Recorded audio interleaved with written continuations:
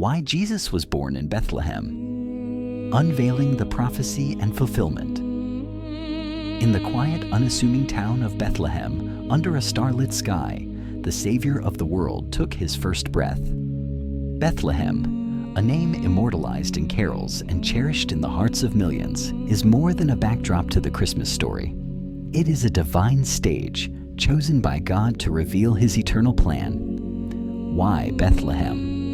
Why would the King of Kings, the creator of the universe, choose to enter history in a small, overlooked village rather than a grand city like Jerusalem or Rome? The answer lies in the heart of God's purpose, a purpose woven through ancient prophecies, fulfilled in a humble manger, and extended to every heart willing to receive him. This essay explores the significance of Jesus' birth in Bethlehem, tracing its prophetic roots, its divine orchestration, its message of humility, and its enduring call to us today. Bethlehem was no place of prominence, a tiny village in the shadow of Jerusalem. It was a speck on the map, home to shepherds and simple folk. Yet, this humble town held a divine secret, foretold centuries before the cry of a newborn pierced its silence.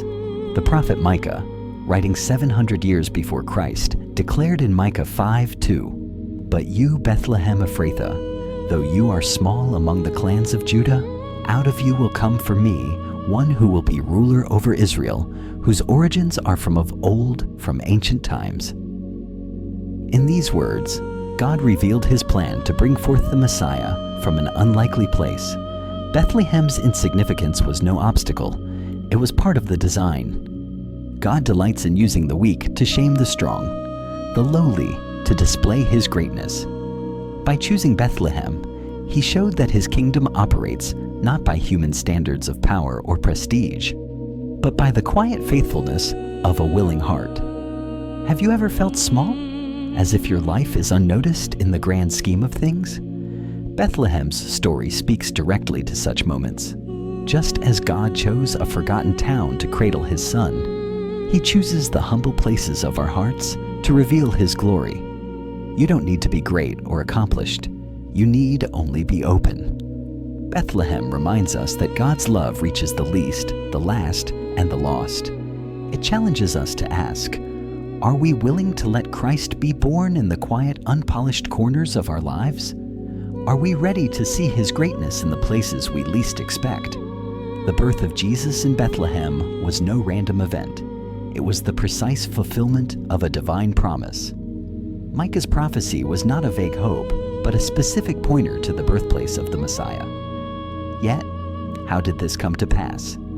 The Gospel of Luke, 2:1-7, records that a decree from Caesar Augustus required a census, compelling Joseph and Mary to travel from Nazareth to Bethlehem, the city of their ancestor King David. Mary, heavily pregnant, made the arduous journey, and there, in a crowded town, Jesus was born. This was no coincidence. It was the hand of God orchestrating history, aligning empires and individuals to fulfill his word. The connection deepens with God's promise to David in 2 Samuel 7:12-13, that a descendant of his would establish an eternal kingdom. Jesus, born of David's line in David's city, is that promised king whose reign will never end. This divine orchestration speaks to the sovereignty of God over history and over our lives. The events that brought Jesus to Bethlehem were not random, and neither are the moments that shape our stories. Have you ever wondered if your life has purpose, if the twists and turns are part of something greater? Bethlehem declares that God is at work, weaving every detail for his glory and our good. Jesus didn't come just for the world, he came for you.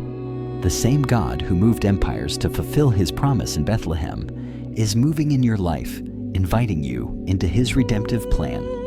The prophecy of Bethlehem assures us that God's promises are sure, no matter how long they take or how impossible they seem. The image of Jesus lying in a manger, a rough feeding trough in a stable, captures the heart of his mission. Why would the creator of the universe choose such humility? Philippians 2:6-8 explains, Jesus, being in very nature God, did not consider equality with God something to be grasped. Rather, he made himself nothing, taking the form of a servant.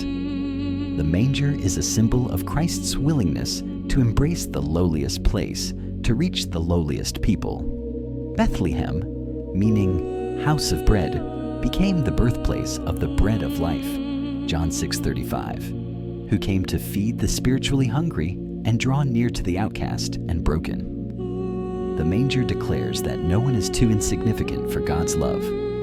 Jesus meets us in our mess, our poverty, our pain, showing that true greatness lies not in power, but in humility and love.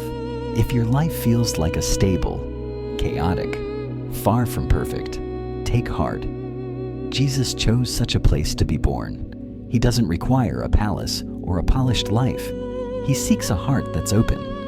The manger invites us to embrace humility, to trust that God is present in our broken places.